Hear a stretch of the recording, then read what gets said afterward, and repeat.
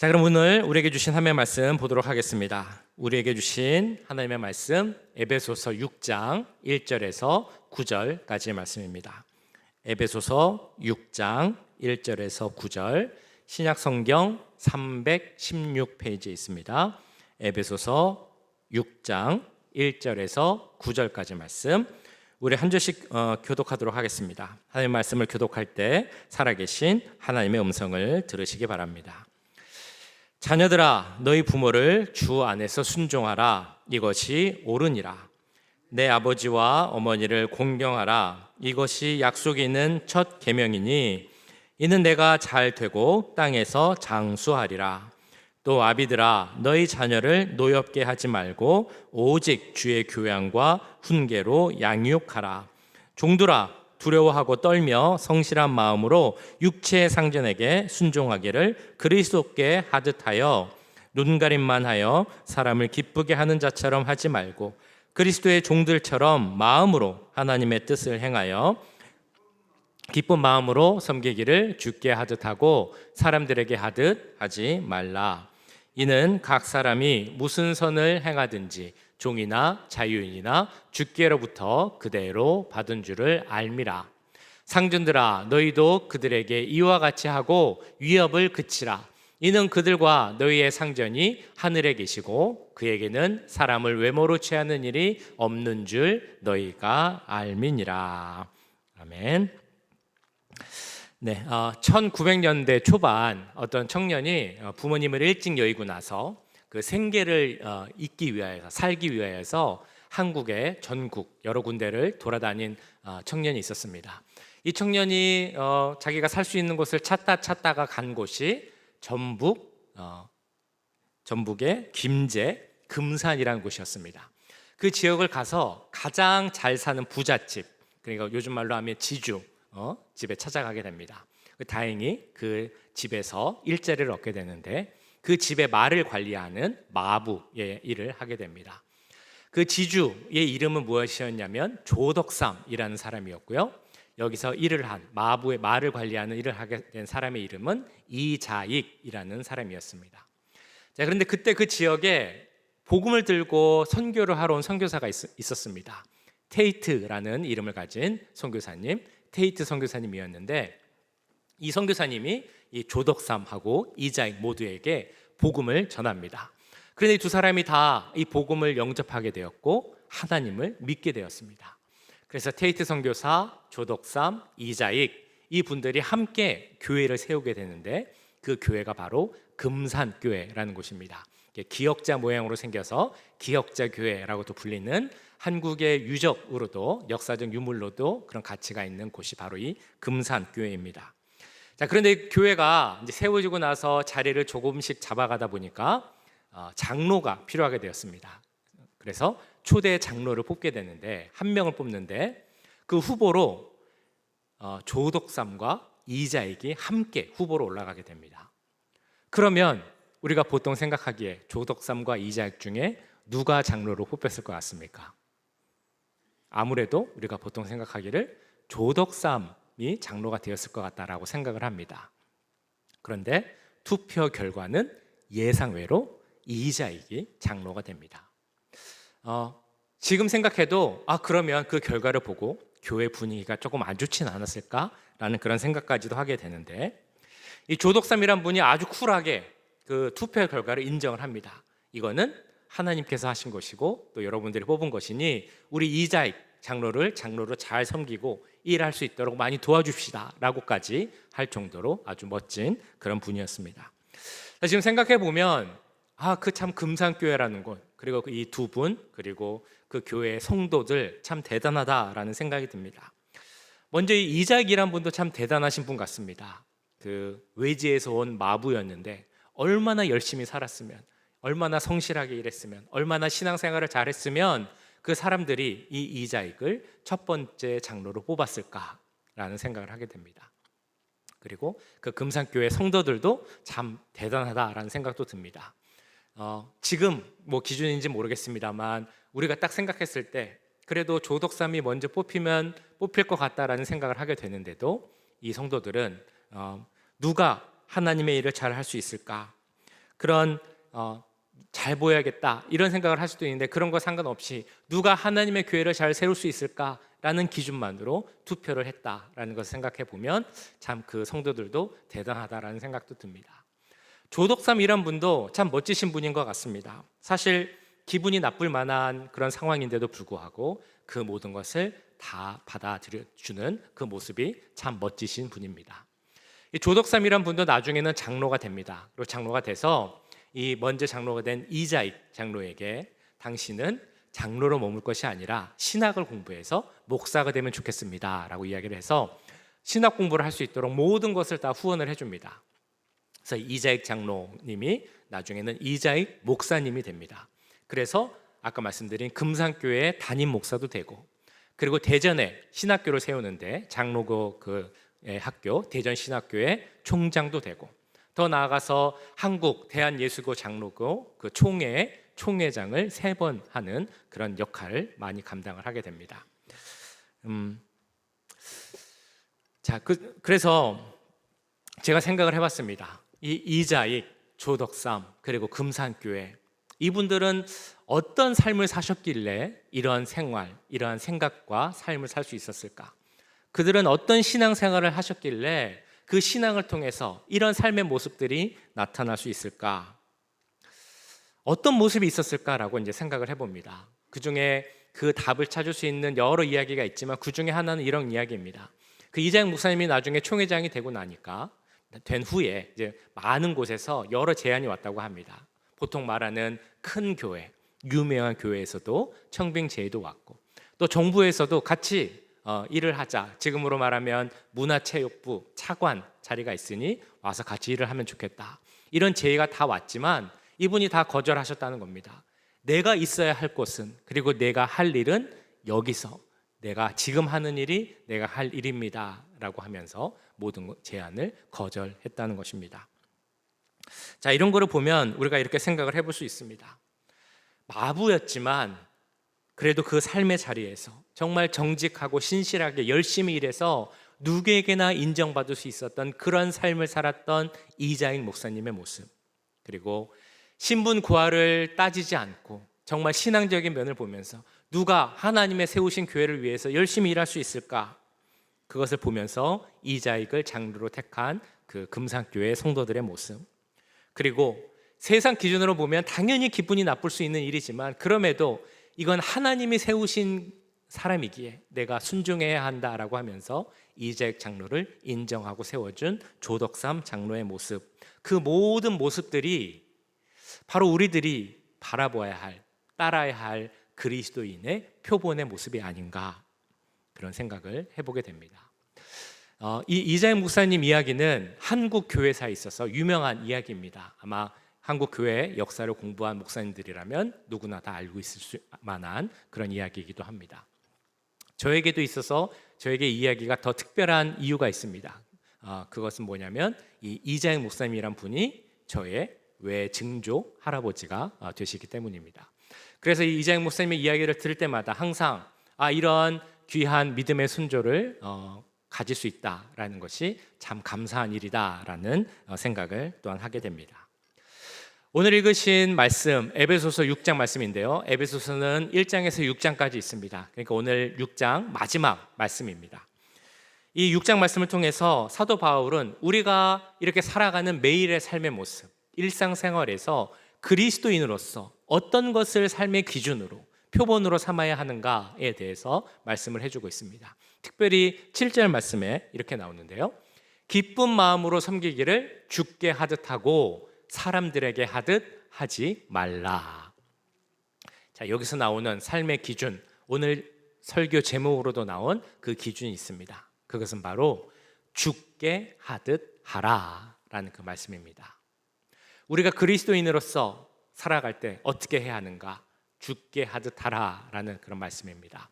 조금 더 풀어보면 이런 의미겠죠. 우리가 무슨 일을 할 때, 어떤 일을 하든지 간에 주님께 하듯이, 주님이 이걸 지금 보고 계시다라는 생각으로 그렇게 열심히 성실하게 해야 한다라는 의미입니다. 또한 누구를 만나든지 간에, 누구를 대하든지 간에 그 사람을 주님을 대하듯이 대하고 대접해야 된다. 라는 그 말씀의 의미가 오늘 죽게 하듯 하라 라는 그 말씀의 의미가 있습니다. 오늘 읽으신 에베소서 6장 말씀은 그 가정 그리고 사회에서 여러 직책을 맡고 있는 사람들에게 그 직책의 자리에서 어떤 일을 해야 하는지, 그리고 어떻게 다른 사람을 대해야 하는지 말씀해 주고 있습니다.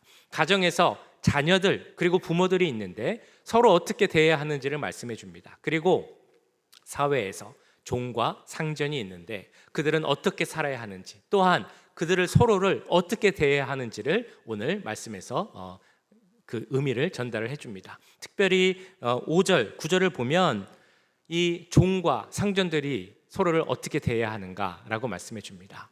한마디로 하면 그들을 대할 때 서로 예수님을 대하듯이, 주께 대하듯이 서로를 대해야 한다라고 말씀을 합니다.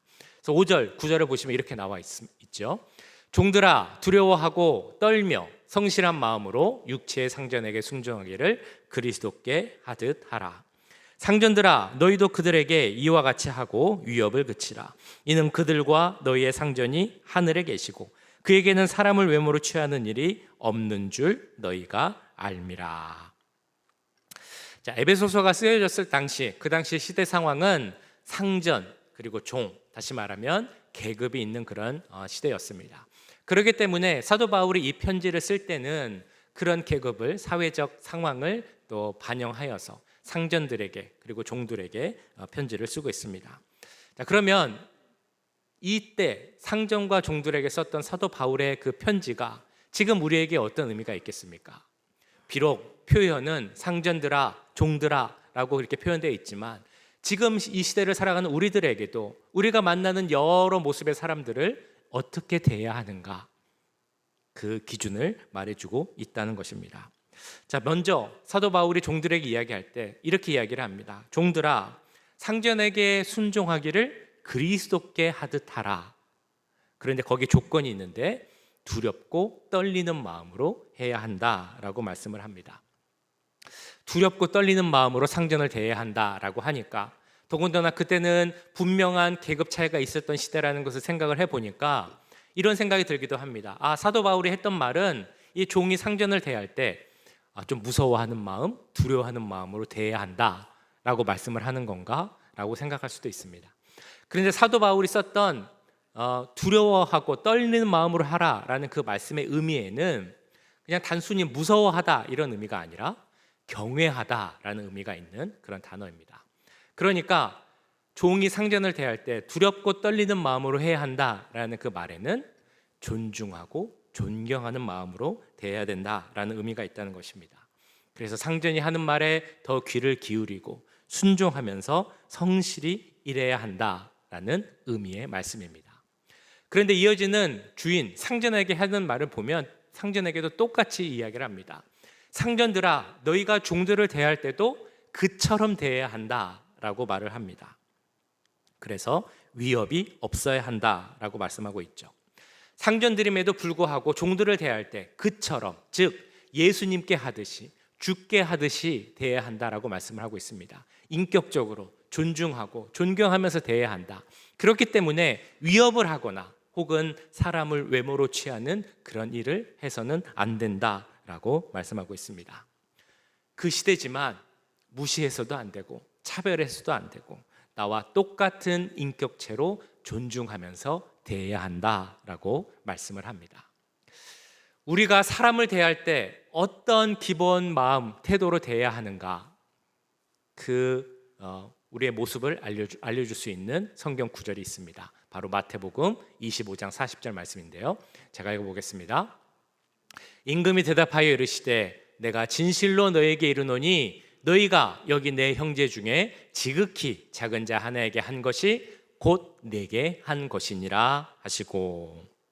자, 이 말씀은 어떤 의미에서 하신 말씀이겠습니까? 예수님께서 제자들에게 지극히 작은 자, 어렵고 가난한 자, 고아와 같은 자, 그들에게 대해서 잘 대해준 것이 곧 나에게 잘 해준 것이다 라는 그 말씀의 가르침을 주고 계시는 그런 말씀입니다.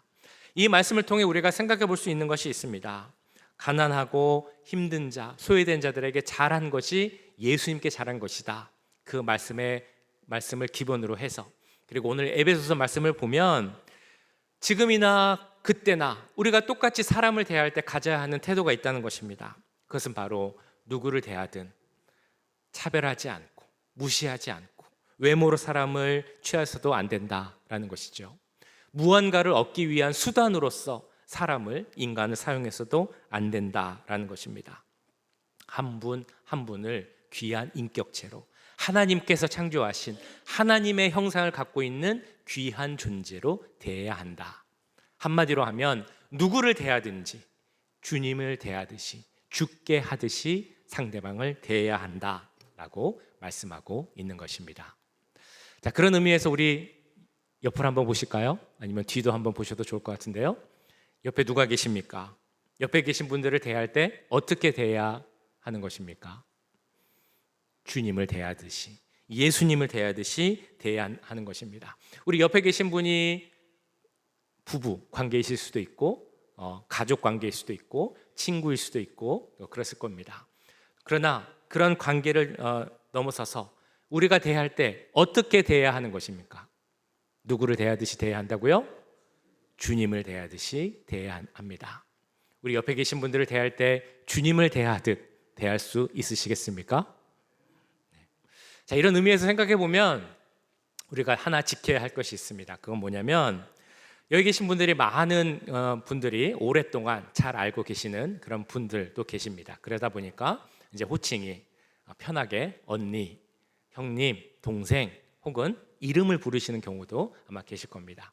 뭐 그게 나쁘다는 건 아닙니다. 그런데 우리는 특별히 이곳에 있을 때 하나님의 부르신 교회 공동체, 신앙 공동체로 모인 그런 공동체입니다. 그렇기 때문에 우리가 부를 때는 언니, 동생, 형님 혹은 뭐 이름을 부르기보다는 우리 교회 안에 있는 적절한 호칭, 그 직분의 호칭을 부르는 것이 더 좋을 것입니다. 말씀드렸던 것처럼 뭐 언니, 동생 이름 부르는 게 나쁜 것은 아닙니다. 그러나 교회 안에서는 서로를 더 존중한다는 의미에서 그런 호칭을 부르면 좋습니다. 아마 다 알고 계실 것입니다. 그런데 워낙 오랫동안 습관이 있다 보니까 알면서도 나도 모르게 언니, 오빠, 오빠는 잘 안 하시나요? 동생, 형님, 네, 혹은 누구누구야 이렇게 이름을 부르는 경우도 있으실 텐데요. 우리가 직분을 부르자라는 것을 혹시 뭐 직분이 뭐 어떤 서열을 말하는 건가라고 생각하실 수도 있습니다. 그런데 그것이 아닌 이유는 직분 자체가 서열을 나타내는 것이 아니기 때문입니다. 뭐 장로님은 더 높고 뭐 집사님은 낮고 이런 것이 아니라 각자의 역할의 차이에 따른 그 직분이 있는 것이지 그것이 서열의 차이는 아닙니다. 그렇기 때문에 우리가 이런 직분의 호칭을 부르는 것은 그런 뭐 높낮이를 나누는 것이 아니라 우리가 서로를 더 존중하고 아끼고 존경하는 그런 마음으로 주님을 대하듯이, 예수님을 대하듯이 그렇게 부르는 것입니다. 그렇기 때문에 우리가 호칭을 더욱 더 신경 씀과 동시에 우리가 더 신경 써야 하는 것은 그 사람에 대한 태도도 마찬가지로 변해야 할 줄 믿습니다. 우리가 서로를 대할 때 어떤 태도로 대해야 한다고 말씀드렸습니까? 주님을 대하듯이. 교회에서 만날 때는 물론이거니와 세상에서 만날 때도 마찬가지입니다. 집에서 만나는 분들도 그렇습니다. 가족관계, 부부관계도 그렇습니다. 밖에서 사업장에서 만날 때도 그렇습니다. 지나가다 만날 때도 마찬가지입니다. 손님을 대할 때도 그렇습니다. 누구를 대하듯이? 주를 대하듯이 해야 합니다. 왜 그렇습니까? 오늘 에베소서 말씀에서 주께 하듯 하라라고 말씀하셨기 때문입니다. 아까 마태복음 25장에서 보셨던 것처럼 우리가 누군가에게 대하는 그 모습을 통하여서 예수님께서는 우리가 예수님을 어떻게 대하는가 그것을 볼 수 있다, 알 수 있다라고 말씀하셨기 때문입니다. 그렇게 우리가 이 점을 꼭 기억하시고 누구를 대하든 누구를 만나든 어떤 사람을 대하든지 간에 누구께 하듯 하라고요? 주께 하듯 할 수 있는 우리 모두가 될 수 있기를 간절히 축원합니다. 자, 두 번째 우리가 일상생활에서 가져야 하는 모습, 그것은 바로 주께 하듯 일해야 한다라는 것입니다. 이에 대해서는 6절에서 이렇게 증거합니다. 눈가림만 하여 사람을 기쁘게 하는 자처럼 하지 말고 그리스도의 종들처럼 마음으로 하나님의 뜻을 행하고. 자, 우리가 어딘가에서 일을 할 때 많이 받는 유혹 중에 하나가 좀 대충대충 하면서도 잘하는 것처럼 눈가림하는 그런 유혹일 것입니다.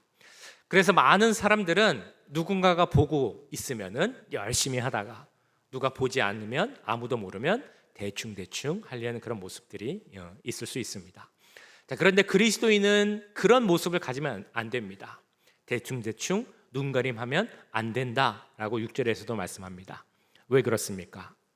우리 그리스도인들은 하나님께서 우리를 항상 보고 계시고 하나님이 우리의 하는 모든 일을 다 알고 계신다라는 것을 믿는 사람이기 때문입니다.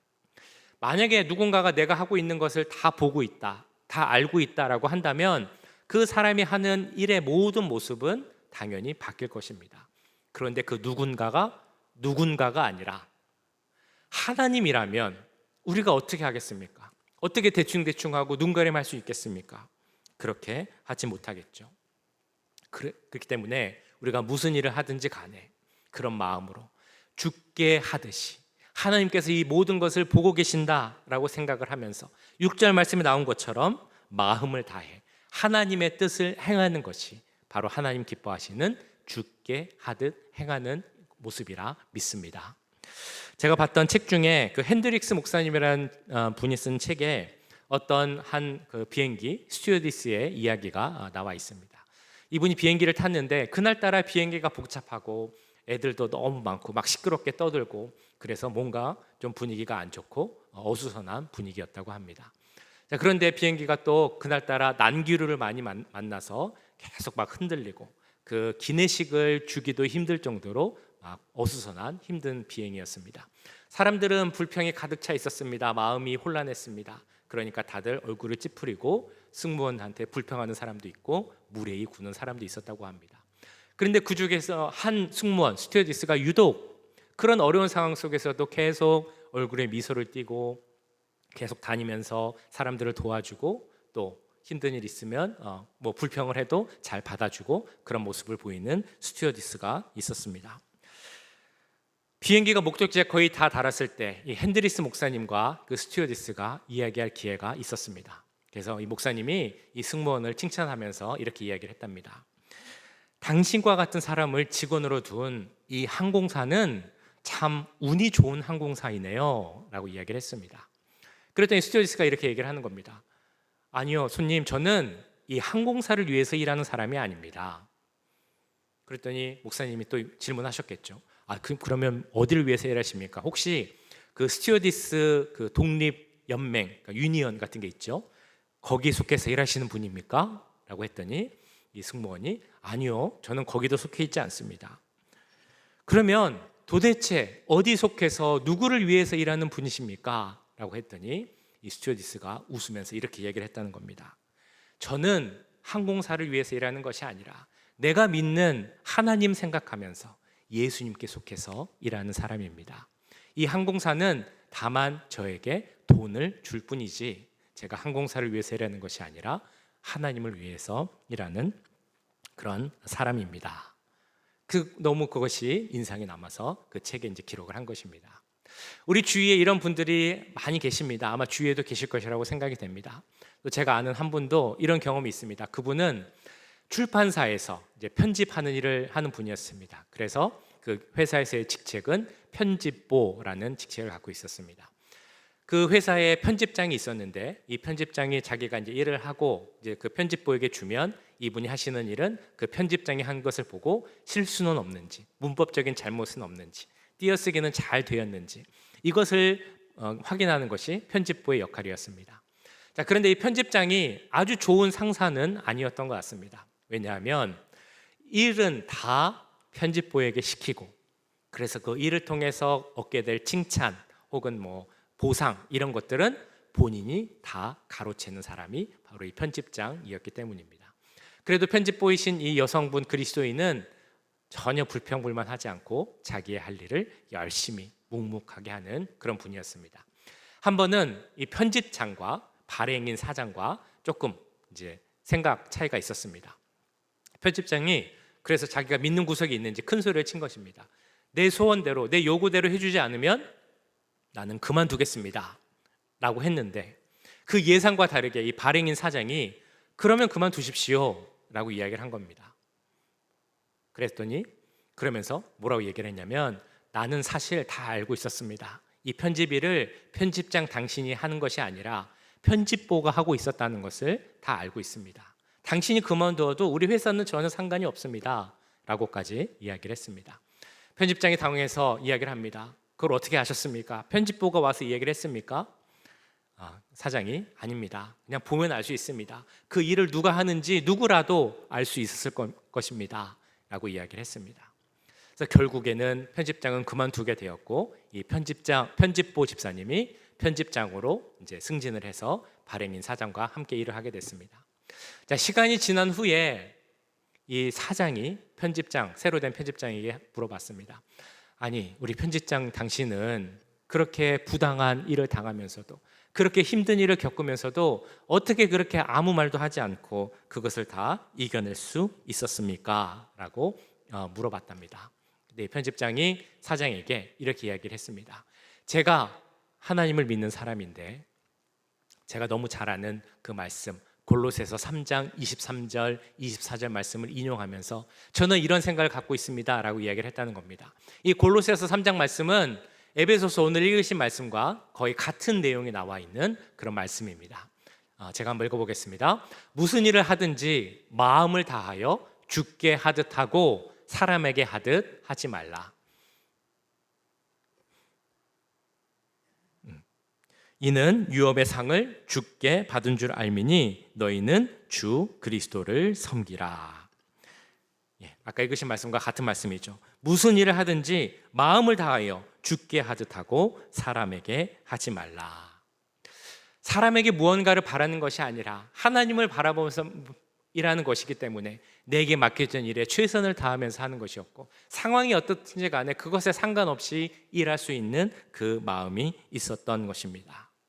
그렇기에 그 모든 모습을 통해서 주께 하듯이 하는 그 모습을 통해서 이 집사님은 살아계신 예수님을 증거하는 그런 삶이 될 수 있었던 것입니다.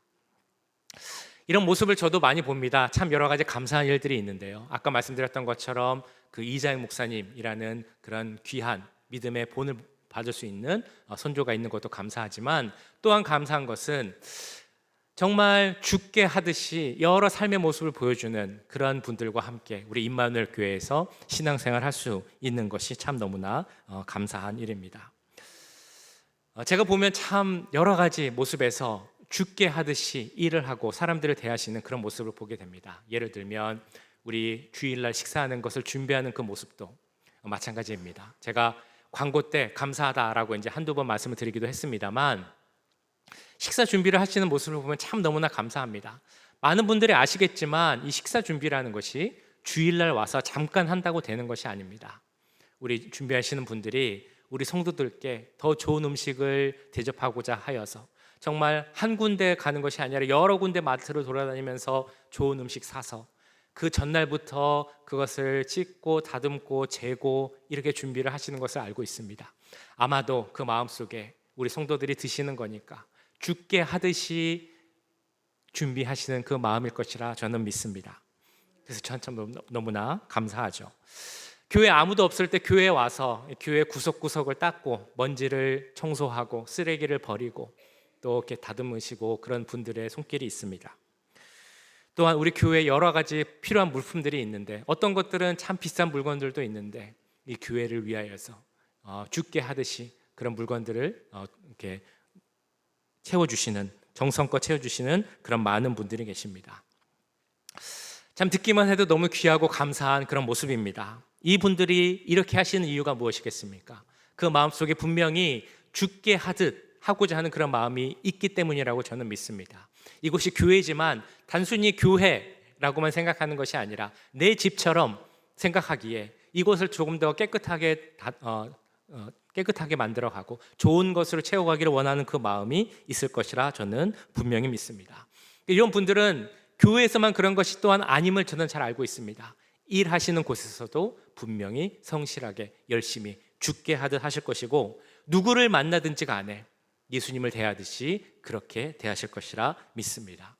이런 모습이 우리 가운데 더 많이 생기길 정말 간절히 기도합니다. 그래야 그 모습이 예수 그리스도를 증거하는 귀한 우리의 삶이 되기 때문입니다. 이런 모습으로 살아갈 수 있는 모든 임마누엘 교회 성도들의 삶이 될 수 있기를 간절히 축원합니다. 그때 우리가 꼭 기억해야 할 것이 하나 있습니다. 그것은 바로 그런 삶에 대한 하나님께서 주시겠다 약속하신 상급이 있다라는 것입니다. 바로 8절 말씀에 나오는데요. 이는 각 사람이 무슨 선을 행하든지 종이나 자유인이나 주께로부터 그대로 받은 줄을 알미라. 우리가 잘 알고 있는 그 삶의 모습, 죽게 하듯이 대하는 것, 사람들을 그렇게 대하고 열심히 성실하게 주님이 지금 보고 계시다라고 생각하면서 일하는 것 잘 알고 있지만 때로는 힘든 경우가 있습니다. 나에게 잘 못하는 사람에게도 죽게 하듯이 대하는 것도 사실은 힘든 일입니다. 우리가 매일매일 어려움을 감당하고 정말 힘든 일 성실하게 하는 것도 참 어려울 때가 있습니다. 그러나 우리가 그 모든 것을 이겨내고 하나님 바라보면서 그 모든 것을 참고 하나님 말씀대로 행할 때 그 행한 대로 그대로 갚아주겠다라는 것이 지금 보신 그 8절에 나오는 말씀입니다. 그 뒷부분에 나온 그대로 받는다라는 말씀은 원의 뜻을 보면 그대로 되돌아온다라는 그런 의미가 있는 말씀입니다. 즉 우리가 행한 모습 그대로 하나님께서 되갚아주신다, 그대로 상 주신다라는 그런 의미입니다. 다른 사람을 대할 때 죽게 하듯 행했다면, 우리가 일을 할 때 죽게 하듯이 그런 모든 일을 했다면 우리가 행한 그 모든 일을 하나님께서 그대로 갚아주시겠다, 그대로 보상해 주시겠다라고 약속해 주고 계십니다. 그 약속을 믿으십니까? 그 약속대로 주님은 우리의 모든 것을 그대로 갚아주십니다. 행한 대로 갚아주실 줄 믿습니다. 이 세상은 모를 때도 있습니다. 그대로 보상해 주지 않을 때도 있습니다. 그러나 분명한 것은 하나님께서 약속하셨기에 하나님의 나라에서는 우리가 행한 대로, 아니 우리 좋으신 하나님은 우리가 행한 것보다 더 크고 좋은 것으로 우리를 보상해 주실 줄 믿습니다. 그렇기에 내가 일상생활에서 하는 모든 일을 다 주님께 한다라고 생각하시고 하시기 바랍니다. 무슨 일을 하든지 간에 하나님께서 보고 계신다, 죽게 하듯 한다라는 마음으로 일하시고, 누구를 만나든지 누구를 대접하든지 간에 예수님을 만나고 대접한다라는 마음으로 대할 수 있는 우리 모두가 될 수 있길 간절히 소원합니다. 그럼 우리의 모습을 통해 예수님의 이름이 더 높아지고 살아계신 예수님의 그 역사가 증거될 줄 믿습니다. 그 증거 가운데 살아갈 수 있는 우리 모두가 될 수 있기를 주님의 이름으로 간절히 축원합니다.